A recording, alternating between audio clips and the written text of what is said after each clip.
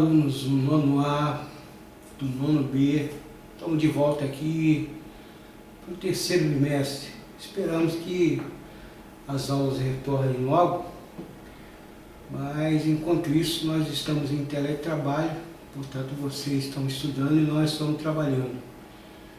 Hoje nós vamos falar um pouco da ditadura militar, que foi um dos períodos mais tristes da nossa história, da história brasileira. Durou entre 64 e 1985, portanto, 21 anos de ditadura militar. E foi um período muito conturbado na história brasileira, né? Nós podemos falar que houveram antecedentes para que a ditadura militar acontecesse.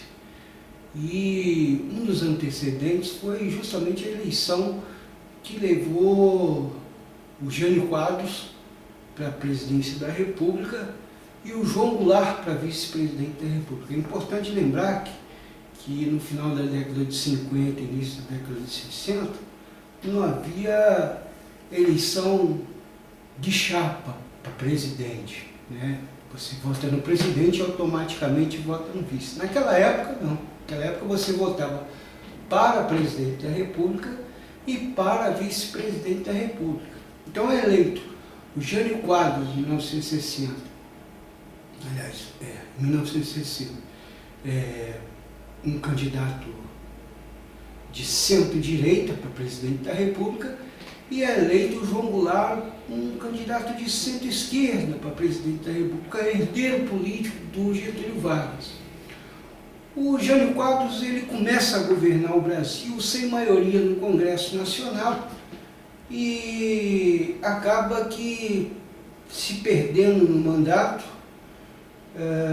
ora indo para o centro, ora indo para a extrema-direita, ora acenando para a esquerda. Ele acaba se perdendo no mandato, não conseguindo governar efetivamente o Brasil. E olha que o Jânio Quadros ele foi eleito com uma ampla maioria de votos, né? Uma bandeira do combate à corrupção, já naquela época, né? O combate à corrupção, aliás, o slogan da campanha dele era uma vassourinha. Mas como ele não consegue governar, ele planeja o seguinte, né? 9 meses depois de governo, ele pensa o seguinte: bem, se eu renunciar à presidência da República, o povo vai sair às ruas e vai pedir para que eu volte. E ele faz isso, ele renuncia à presidência da República e o povo não sai às ruas para pedir o retorno dele. Automaticamente, segundo a Constituição brasileira, quem deveria assumir a presidência da República seria o João Goulart, que estava numa viagem na China, visitando a China comunista, visitando Mao Tse-tung. Ele tem que sair correndo da China e voltar para o Brasil para poder tomar posse, mas os militares tentam impedi-lo de tomar posse a presidente da República. E isso vai desencadear uma série de movimentos legalistas pelo Brasil. O principal deles vai ser a Rádio da Legalidade, liderada pelo Leonel Brizola, lá no Rio Grande do Sul. E, por fim, os militares fazem um acordo com o João Goulart, e o João Goulart ele assume a presidência da República, mas não vai governar o Brasil de fato. Ele vai ser chefe de Estado, mas não vai ser chefe de governo. O Brasil vai viver uma curta experiência de 2 anos de parlamentarismo. Esse vai ser o acordo com os militares para que o João Goulart assumisse o poder, né?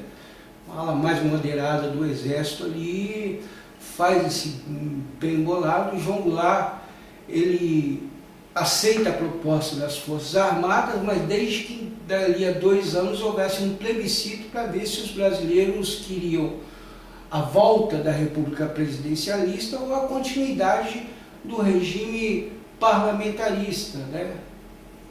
E 2 anos depois, em 1962, acontece o plebiscito. O João Goulart faz uma campanha, uma mobilização nacional para que o Brasil volte a ser uma república presidencialista. Ele acaba ganhando esse plebiscito e ele recupera então os seus poderes de presidente da República sem a presença de um sistema parlamentarista, ou seja, ele volta a ser chefe de governo e chefe de Estado ao mesmo tempo. E a partir de 62, o João Goulart ele vai iniciar uma campanha, conhecida como Campanha pelas Reformas de Base, onde ele queria fazer reforma agrária para distribuir terra aos camponeses pobres, ele queria fazer reforma política, ele queria fazer a reforma universitária para permitir que estudantes pobres frequentassem a universidade, e isso vai irritar as elites brasileiras. É importante lembrar que o Brasil, aliás, o mundo está vivendo um período de Guerra Fria, a América Latina havia acabado de vivenciar uma revolução socialista em Cuba, e havia um medo muito grande de que o Brasil também se tornasse uma república socialista. E o João Goulart ele vinha se aproximando dos movimentos sociais e dos movimentos sindicais. Então, no dia 31 de março, o João Goulart ele viaja, me parece que para Porto Alegre. O presidente da Câmara de Deputados, na época, o Roberto Mazzilli, ele faz um pronunciamento maluco na tribuna da Câmara, declarando que a cadeira de presidente da República estava vaga porque o presidente da República havia saído do país sem autorização oficial.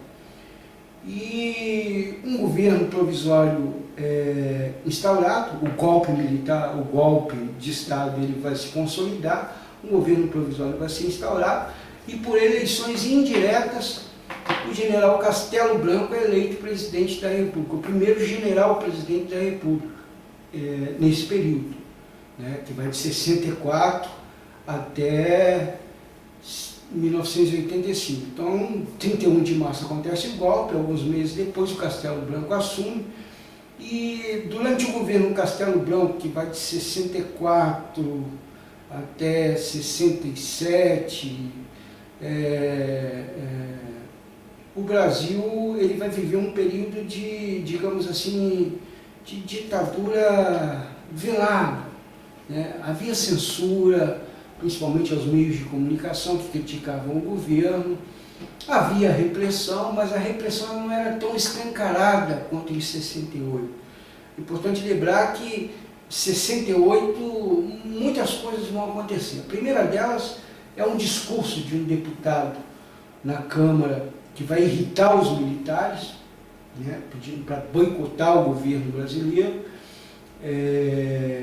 E o segundo acontecimento que vai deixar os militares em polvorosa vai ser a passeata dos 100 mil que vai acontecer no Rio de Janeiro em função da morte de um estudante chamado Edson Luiz, que é assassinado num restaurante universitário chamado Restaurante Calabouço, já não existe mais no Rio de Janeiro. E isso vai provocar movimentações, né, de diversos setores da sociedade, passeatas se espalham pelo Brasil inteiro, imitando o que estava acontecendo em Paris, na França. E o general Costa e Silva, ele decreta então o ato institucional número 5, suspendendo todas as garantias de liberdade dos brasileiros. Os brasileiros ficaram proibidos de fazer reunião, ficaram proibidos de fazer greve, ficaram proibidos de participar de qualquer tipo de movimentação social. O Congresso Nacional foi fechado, posteriormente ele foi aberto num sistema bipartidário, né, Arena e MDB, e aí começa então a haver uma intensa mobilização por parte do governo no sentido de reprimir qualquer tipo de manifestação, principalmente no movimento estudantil, né? E aí assassinatos começam a acontecer, desaparecimentos começam a acontecer e diversas facções vão surgindo e vão optando pela única maneira que eles tinham de resistir à ditadura militar, que era a luta armada, né? Existia a luta armada urbana, a guerrilha urbana, e existia também a guerrilha rural, representada principalmente pelo PCdoB, hoje Partido Comunista do Brasil. A guerrilha urbana é liderada por Carlos Marighella, depois por Carlos Lamarca, né? Marighella e Lamarca. Esse período vai ser entre 68 e 74, vai ser um período muito violento, né? Estudantes vão desaparecer, mais de 90 mortos na guerrilha do Araguaia, famílias até hoje não conseguiram recuperar os corpos dos seus filhos, né? O Stuart Angel vai morrer, por exemplo, numa prisão com um cano de descarga de um caminhão na boca, ingerindo monóxido de carbono. O Vladimir Herzog, que era um jornalista, editor, me parece, que da Folha de São Paulo, não estou lembrado, ele vai ser morto nos porões da ditadura militar, torturado. E o mais engraçado é que a versão oficial do Exército é de que ele foi enforcado e tinha uma foto dele enforcado de joelhos, né? Como é que a pessoa vai se enforcar de joelhos, né? Em 74 assume o Geisel, prometendo devolver o Brasil à democracia, né? Ele disse que a abertura teria que ser lenta, gradual e segura para que as estruturas sociais e políticas no Brasil não se alterassem, ou seja, para que o pobre continuasse pobre e o rico continuasse rico e a classe dominante continuasse no poder. É importante lembrar que a ditadura militar ela vai acontecer por uma opção de desenvolvimento brasileiro, né? O desenvolvimento econômico de forma dependente, não o desenvolvimento econômico proposto pelo João Goulart, que era o nacional desenvolvimentismo.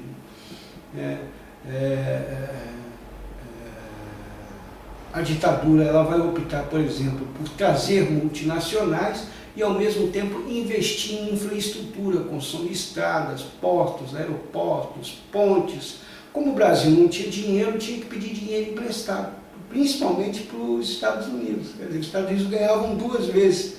Primeiro, instalando fábricas, explorando mão de obra barata, e segundo, contraindo dividendos do Brasil, né, que teria que pagar. O Brasil devia muito para os Estados Unidos, e isso vai culminar com uma crise econômica na década de 80, e essa crise econômica vai acelerar o fim da ditadura militar, né? Na próxima aula, a gente vai falar da Constituição de 1988, né?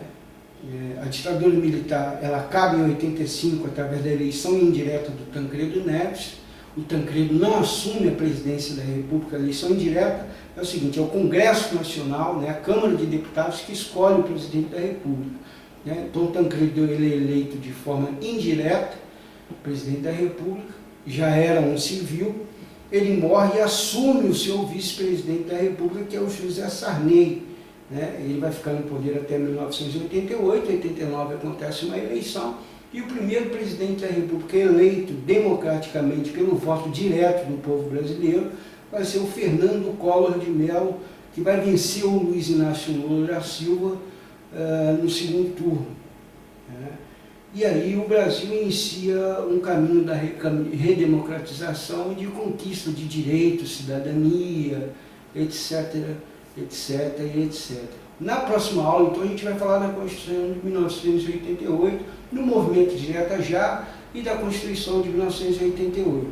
Né? Então eu peço a vocês, alunos 1, que além de dar uma lida no material que eu vou deixar para vocês, que façam os exercícios e assistam também às aulas do Centro de Mídias. Tudo bem?